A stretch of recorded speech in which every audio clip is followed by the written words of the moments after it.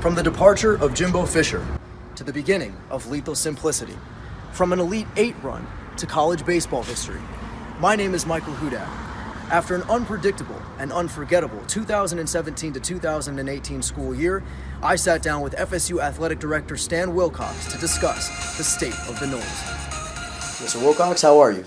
I'm doing great, really good. I want to start on a personal note for you because you are in your 5th year here as athletic director at Florida State University. You've been a part of some very historic moments in this university's history already.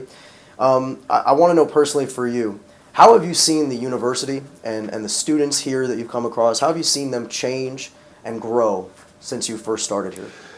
Well, I'd probably have to say, first, when you talk about the university and the changes that I've kind of seen and how it's grown, you don't really see a growth unless there's always a crane in the air. And here at Florida State, since my time of arrival here, every year there's a crane in the air on some part of campus, and that means progress.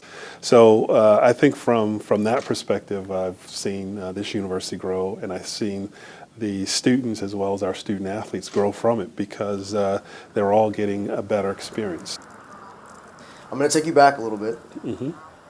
Saturday, November 25th, everything was pretty harmonious inside the visitors' locker room down in Gainesville. FSU beating their hated rivals for the 5th straight year, and it was a pretty incredible moment. The next day, there were some reports coming out of a television station in Houston that Jimbo Fisher was possibly considering taking a job with Texas A&M. By Friday morning, his Christmas tree is sitting out on his sidewalk. The players found out before he had the chance to tell them. I'm wondering for you, from your position, what was that week, that time in between, what was that like for you? Well, it was, just like any other situation that comes up, it became a challenge. And you have to be prepared for these types of challenges. And each year that I was here, we had rumors about him potentially leaving. And, I think we got to a point where, the rumors became more and more prevalent.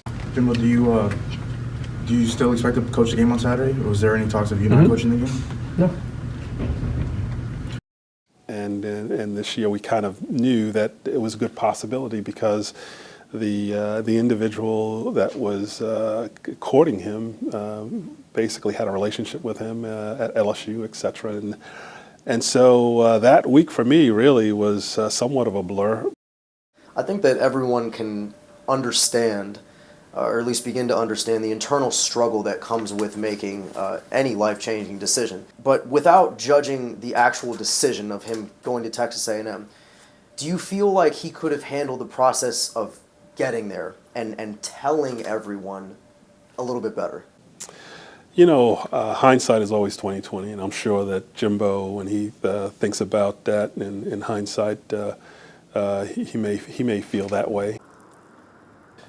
All I can say is that Jimbo was going to do it in his time, and then we had to, obviously on our time, had to figure out, well, we got to know if you're going to be here or not, because if you're not, we have to find somebody else to coach that last game.